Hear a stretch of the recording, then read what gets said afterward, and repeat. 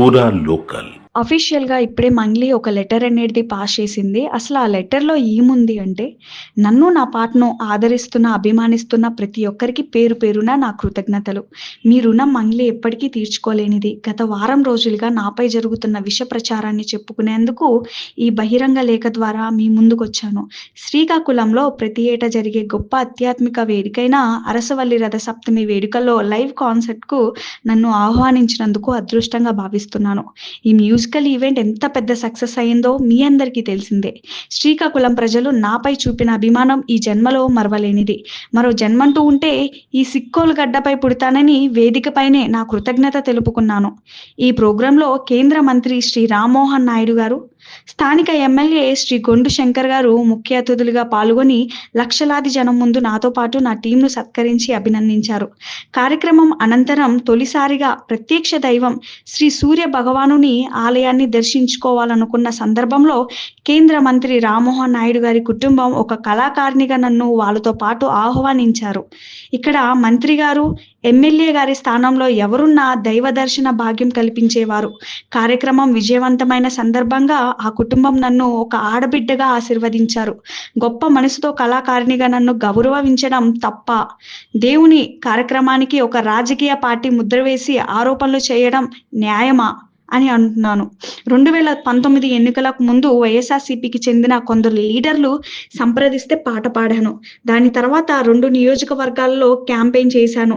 అక్కడి స్థానిక నేతలు వ్యక్తిగతంగా తెలిసిన కారణంగా ప్రచారంలో పాల్గొనాల్సి వచ్చింది. కానీ ఇతర పార్టీలకు సంబంధించిన ఎవ్వరిని ఒక్క మాట అనలేదు, దూషించలేదు. నేను ఎక్కడా పార్టీ జెండా ధరించలేదు, పార్టీ కార్యక్రమంలో పాల్గొనలేదు.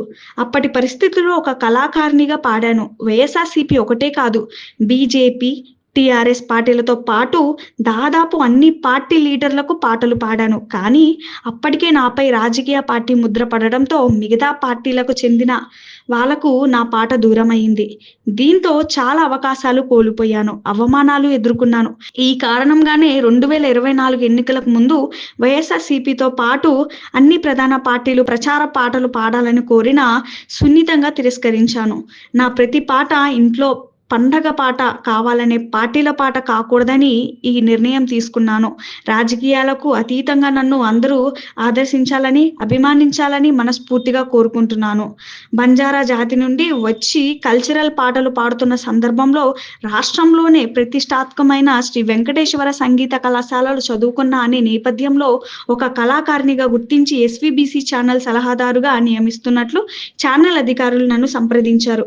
నేను ఆ పదవి స్వీకరించాలా వద్దా అని చాలా రోజులు ఆలోచించాను. ఇది రాజకీయ పదవి కాదని, అప్పటికే చాలా మంది కళాకారులు సలహాదారులుగా చేశారని నా శ్రేయోభిలాషులు సూచించారు.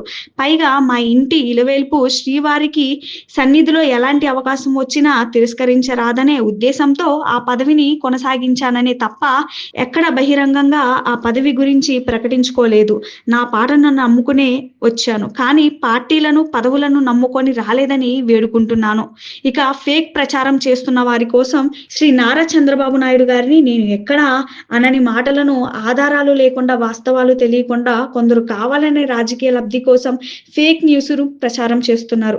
చంద్రబాబు గారికి నేను పాట పాడాను అన్నది ముమ్మాటికి వాస్తవం కాదని ప్రమాణం చేసి చెబుతున్నాను. మొదట్లో వైఎస్ఆర్‌సీపీకి పాడిన కారణంగానే కావచ్చు, 2019 ఎన్నికలకు ముందు తెలుగుదేశం పార్టీకి చెందిన ఎవరూ కూడా నన్ను సంప్రదించలేదు. దేశ రాజకీయ చరిత్రలో ఒక ప్రత్యేక స్థానం కలిగిన అంత పెద్ద మనిషిని నేను అంత మాట అన్నానని ప్రచారం చేయడం న్యాయమేనా? 2029 ఎన్నికల్లోని వీడియో, ఆడియో క్లిప్స్ తో రాజకీయ పార్టీలకు ముడిపెట్టి నాపై విష ప్రచారం చేస్తున్నారు. ఒక గిరిజన కుటుంబం నుంచి వచ్చిన నాలాంటి బలహీనురాలిపై ఇలాంటి వ్యతిరేక ప్రచారం చేయటం చాలా బాధాకరం. నాకు ఎలాంటి రాజకీయ అభిమానాలు కానీ లేదా పక్షపాతాలు కానీ లేవు. నేను ఏ పార్టీ ప్రచార కార్యకర్తను కాదు. అందరూ నాయకులపై నాకు రెస్పెక్ట్ ఉంది. ప్రతి ఒక్కరు నాకు ఆదర్శనీయులు. నేను హాజరయ్యే కార్యక్రమాలు కేవలం కళా దృష్టితోనే చూడమని వేడుకుంటున్నాను. ఒక కళాకారిణిగా నాకు నా పాట అన్నిటికన్నా ముఖ్యం.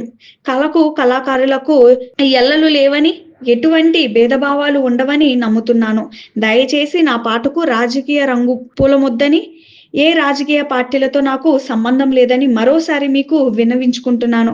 మీ ఇంటి ఆడబిడ్డగా నన్ను, నా పాటను అలాగే ఆదరిస్తారని, ఆశీర్వదిస్తారని కోరుకుంటున్నాను. ఇట్లు మీ మంగ్లీ అని చెప్పేసి లెటర్‌లో రాసుకుంటూ వచ్చింది.